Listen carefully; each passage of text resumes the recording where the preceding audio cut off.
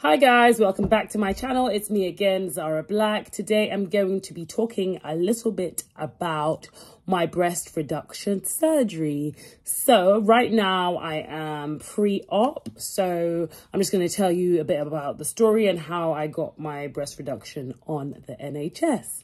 So it started probably just before COVID. I mean, I've always had big breasts. Like I went into year 7, I mean, even year 6, I had breast. I always had the biggest breast in the entire, year group. I felt really embarrassed about it. Obviously people would tease me. Older men would sexualize me. Like, I just felt really embarrassed and really disgusting about my appearance, about my look. Some people would say, oh my God, you're so lucky, you're so blessed, blah, blah, blah. Even though I felt like this was a curse, it runs in our family. So it's genetic. We all just get blessed, cursed, whatever, with this big booby gene. And of course that gene did not skip me.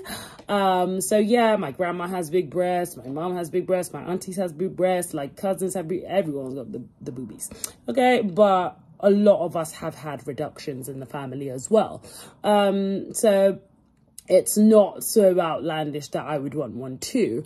So I've always wanted one, and I thought, okay, I'm going to get it done as soon as I'm 18. But that didn't happen. In my 20s, I had my children. So I had breastfed them and everything like that. So I thought I had a bit of a drop as well. So I was like, you know what? I don't think I'm going to have any more kids anyway, because that's a question they will ask you, are you done with having your family? Because there's a possibility that if you do get a breast reduction, you might not be able to breastfeed. But,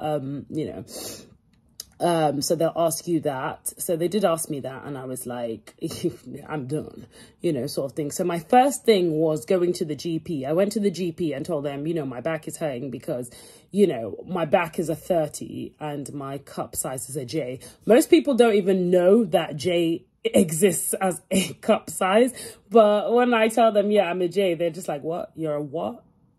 They do that. I'm like, yeah, they do that, and I pay for it. So, I knew that I wanted to get my breast done after my kids anyway. I told the GP, my back is hurting. It's just getting excruciating now. I can't even stand up for more than a certain amount of time. When I'm washing the dishes, I literally have to take breaks because I can't stand up in one position for that long, sort of thing. It just makes me more tired, to get out of the bed is so difficult, to hoist myself up and all of that. Obviously running becomes an issue as well. I do not be going on the treadmill unless I'm by myself in the gym. It just makes me more self-conscious and things like that. So I just thought, yeah, it's time. So thankfully they did observations and stuff like that, took my height and weight and stuff like that, asked me, is it causing you any problems? I was like, yes. I've got rashes. So I showed them some rashes that I had under my my bra line, my shoulders as well. The straps was digging in to my shoulders. So those kind of things is yeah, they can see that this is actually causing a problem. And they thankfully forward me on to this sort of surgical unit of a hospital. So when they did that, obviously I went in there, I saw a surgeon, and again, he just took height, weight, sort of took measurements as well. He's come in with a measuring tape and measured from my shoulder to where my breast drop, and he's like, yeah, that's quite a drop, isn't it? And I was like, yes, sort of thing. It was quite embarrassing, but I knew it just had to be done. And one thing he let me know, which I think a lot of people that go on this process will, feed back to you as well, if you're interested in doing it, is that you must not be overweight for the surgery. They will tell you to lose weight before you come and get it done. That's the first thing that they're going to use to turn you away, lose weight. If your BMI is not okay, they're going to turn you away. So thankfully, I wasn't overweight, which made me a good candidate for the surgery. Your breasts have to reach a certain amount. I think they've got certain amount of grams that they have to remove or something like that anyway. But they'll basically assess whether you're a good candidate for it or not, because at the end of the day, you know, it's funded, you know what I'm saying? So, you know, it's not a heart surgery. It's not something that is like life-threatening, you know? So they have to assess who they're giving the surgery to. It has to be causing like major problems in your life. Okay, so then what happened? So yeah, they wrote a letter back to my GP saying, yeah, you know, Zara's a good candidate, whatever. And then my GP was meant to put in a letter for funding to like talk to the GP partners and be like, yeah, this person needs this surgery, let's fund it. But then COVID-19 happened and I did not hear anything from them. Obviously, people were dying.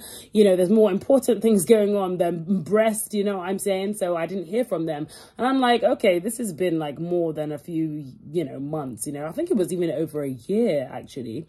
And I called the GP back and they were like, the person that was dealing with this has left and we don't really have any notes about it. So, you know, you might have to start again, sort of thing. And I was like, oh, for goodness sake, you know, sort of thing. And I think I followed it up a little bit. And thankfully, I think they still had like the letter that the surgeon, the one that took my tape measure and measured my breast and told me it was quite a drop, yeah, him, that letter. So it had like all my information on it, you know, height, weight, the situation that he's assessed and stuff like that, why I was a good candidate essentially. So I didn't have to start all over again from the GP office saying, please help me.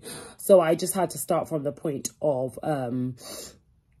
you know, them forwarding me on to an actual surgeon and putting me forward for funding. So thankfully, somebody put me forward for funding with my GP, and that was great. So they forwarded me on to a good hospital in London, where I did meet the surgeon that would actually be doing the surgery, and she explained everything to me. She gave me diagrams of what exactly she's going to do, where she's going to cut, how it's going to be, that kind of stuff. She was very informative.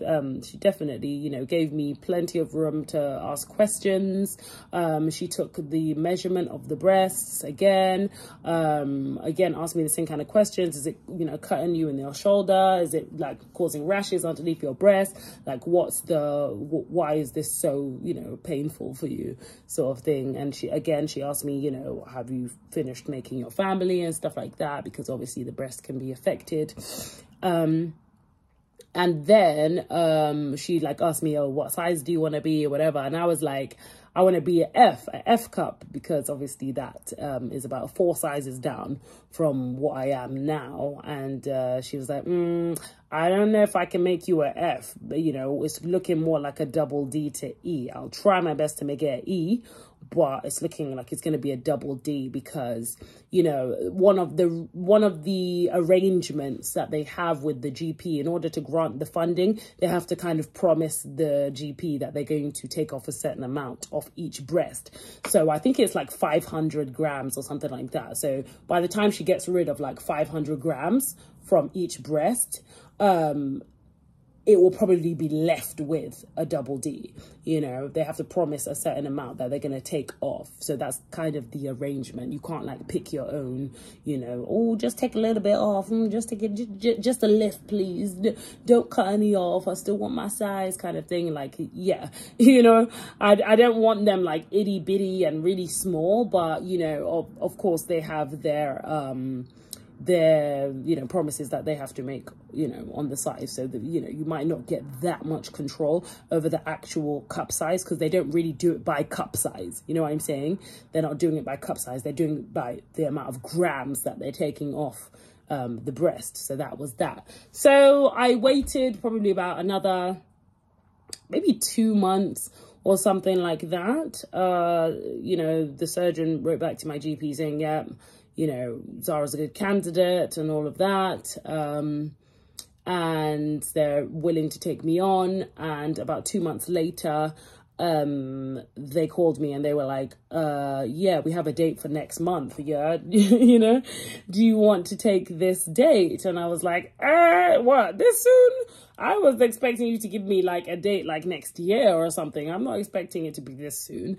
So yeah, it's kind of just like, oh my God, I've been leading up to this, and now I'm like, you know, my breasts are going to be small. I'm going to be a double D, you know, sort of thing. You know, it sounds quite funny when I say, you know, a double D is small. Like, I'm like, girl, I was a double D in like, you know, year 9, you know what I'm saying? Like, I was a kid with some double Ds, man. Like, that's a baby size, you know, to me, you know, I mean, this is what a J looked like, you know, this is a J. So yeah, so I was like, okay, fine, I'll take the date, because she's like, we can only offer you 2 dates. So if you say no to this one, you have to say yes to the second one.